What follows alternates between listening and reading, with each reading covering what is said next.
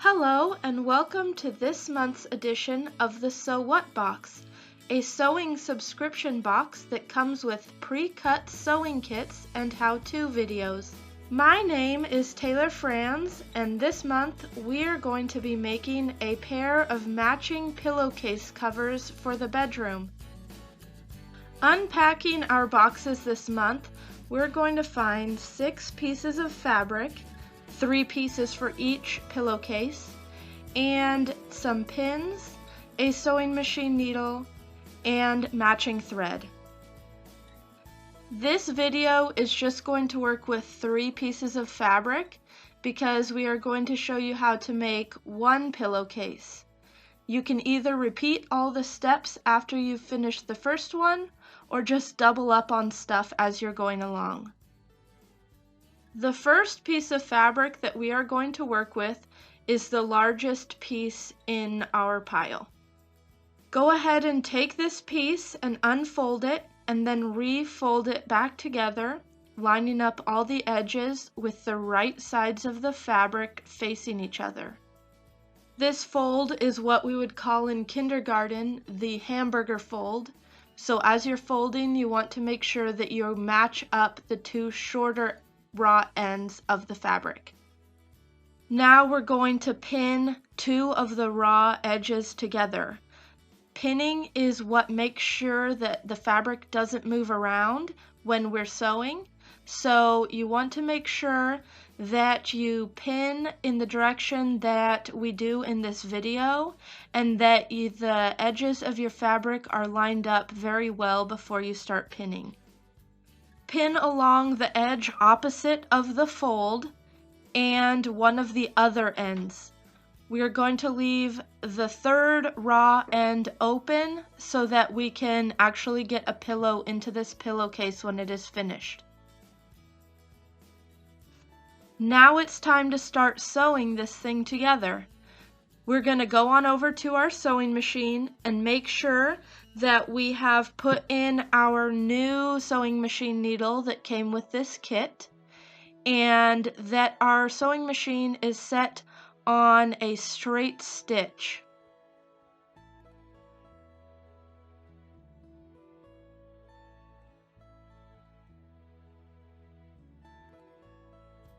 When we go to start sewing, we're going to line up the right edge of the seam that we are sewing with the right edge of the presser foot. When you get your fabric lined up with the presser foot as it is in this video, make sure that you hold on to both tails of the thread as you start sewing. Go a few stitches and then you can let go of these threads because now the thread is anchored well into the material.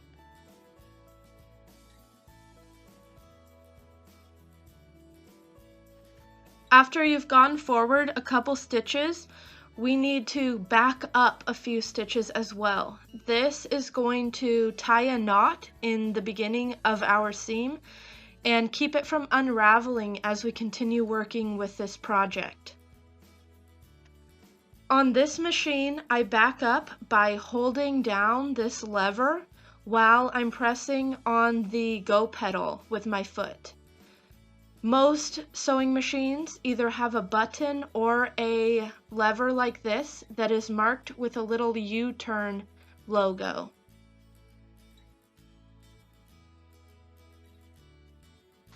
Once you have backed up a couple stitches, you can continue sewing down the edge of the fabric. Make sure that you stop before you reach each pin and pull the pin out of the fabric before you continue down the edge.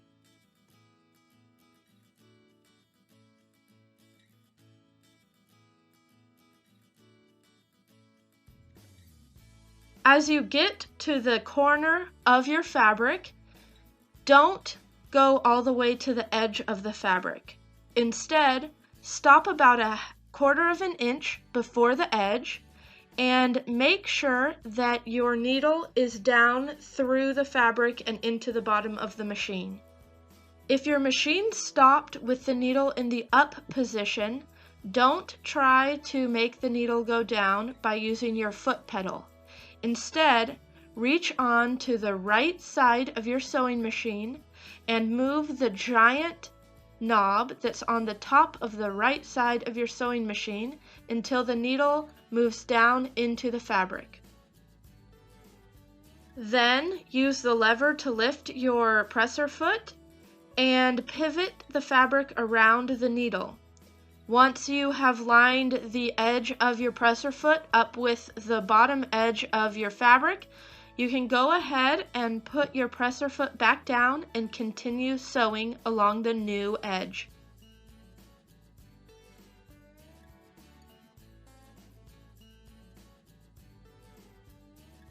When you get to the end of this edge, go ahead and back your machine up a couple stitches just like we did at the beginning. This is going to tie a knot in the end and help keep everything from unraveling.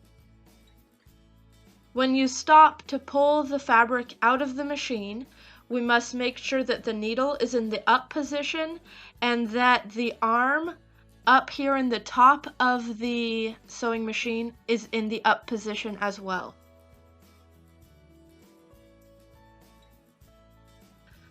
Lift up your presser foot and pull the fabric away from the sewing machine, and then trim all the thread tails. Now we are going to work with the other two pieces of fabric that go with this pillowcase. Making sure that they are folded with the short edges matched and the right sides of the fabric together, we're going to stick some pins in this short edge to hold everything together as we sew.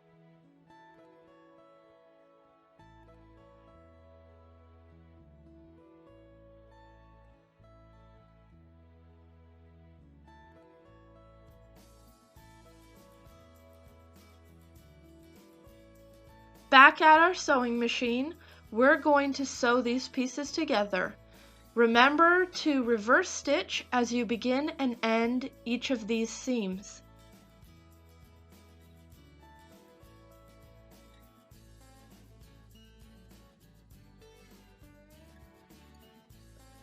At our ironing board, we're going to make sure that our iron is set on the cotton setting and has had time to preheat. Then we are going to take these two pieces that we just sewed together and press the seams open as demonstrated in this video. Then fold this piece lengthwise with the wrong sides of the fabric together. Make sure that you line up the two raw edges very well and then use the iron to press the fabric and hold the fold in place.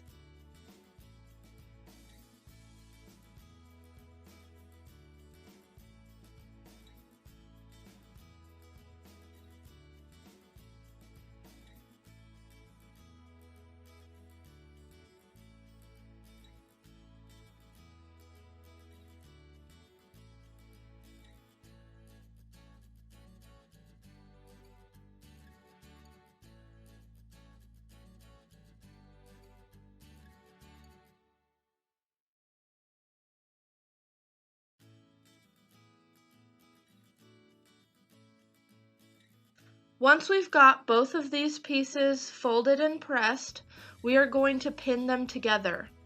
First, we're going to line up both seam lines and stick a pin in that.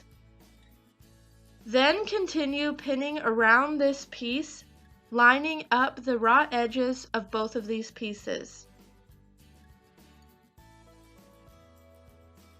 Once we have these two pieces pinned together, we're going to pin it to the large piece that we worked with in the beginning of this project. Make sure that you are putting the shorter piece between the two larger pieces and that the right side of your largest piece is facing out towards the small piece. Then work around the entire project and pin all three pieces together, ensuring that you line up all three raw edges.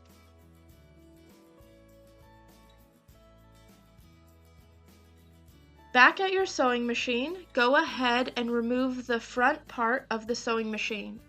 This is often a little storage compartment that helps make the deck of the sewing machine.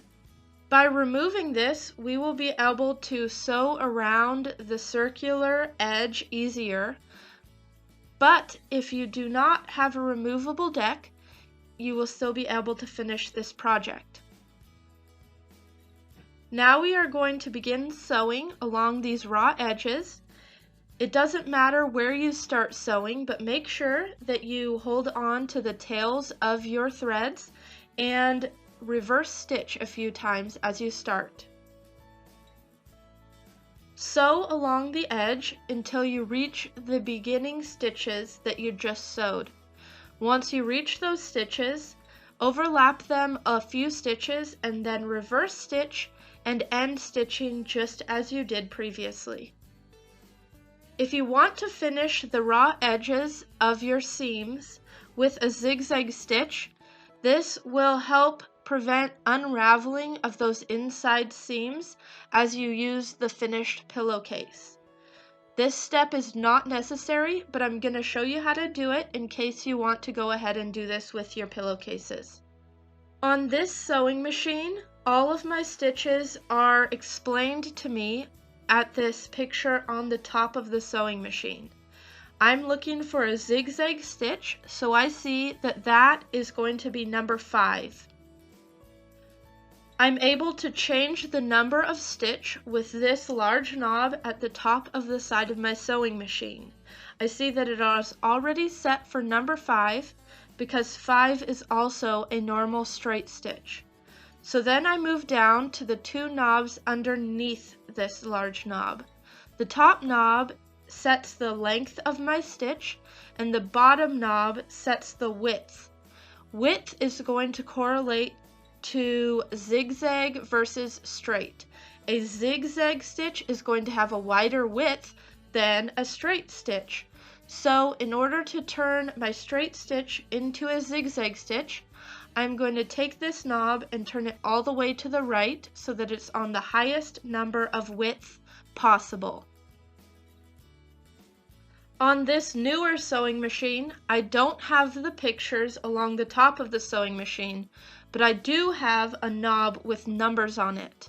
If you look closely, you can see that this knob also has stitch pictures on it. So we are going to look at these pictures and find the zigzag stitch that we want to use to finish the seams, and just move the knob so that the zigzag stitch is selected.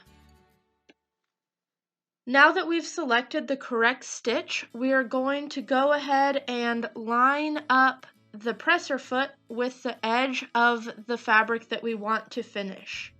This is going to be a little bit different than we did previously because we want the edge of the zigzag stitch to hit the edge of the fabric. This means that we want to line up the edge of the fabric a little bit inside the edge of the right side of the presser foot. When finishing with the zigzag stitch, there is no need to reverse stitch at the beginning or the end, so you can just start stitching and continue around.